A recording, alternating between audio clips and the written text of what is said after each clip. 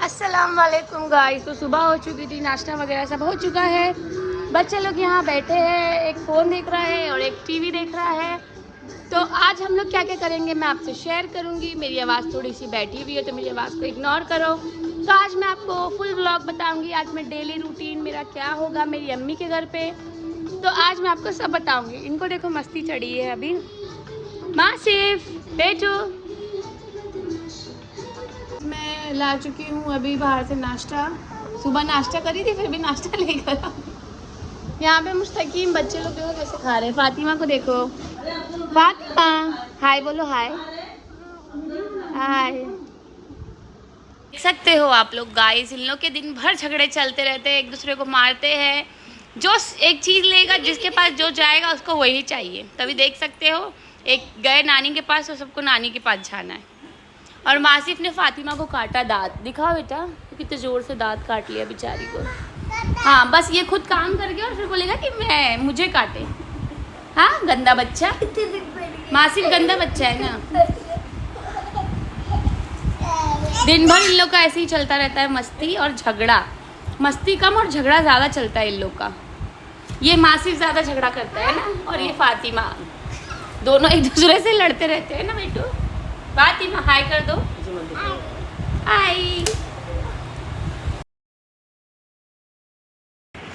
तो अस्सलाम वालेकुम गाइस। तो आप लोग देख सकते हो मेरी मुझसे छोटी वाली जो बहन है सिमरन आ चुकी थी मुझसे मिलने के लिए। साथ में उनके हस्बैंड भी आए थे जो कि मेरे जीजू।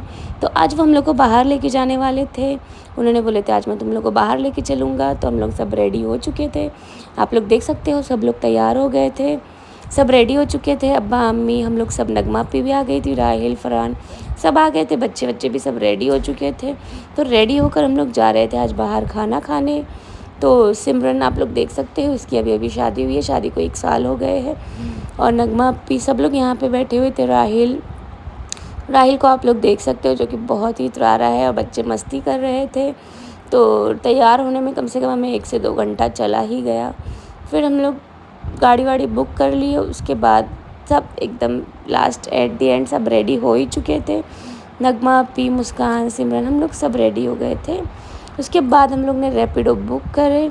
हमारी रैपिडो हो गई थी बुक, जो कि आने में बहुत टाइम लगाती है गोवंडी साइड में।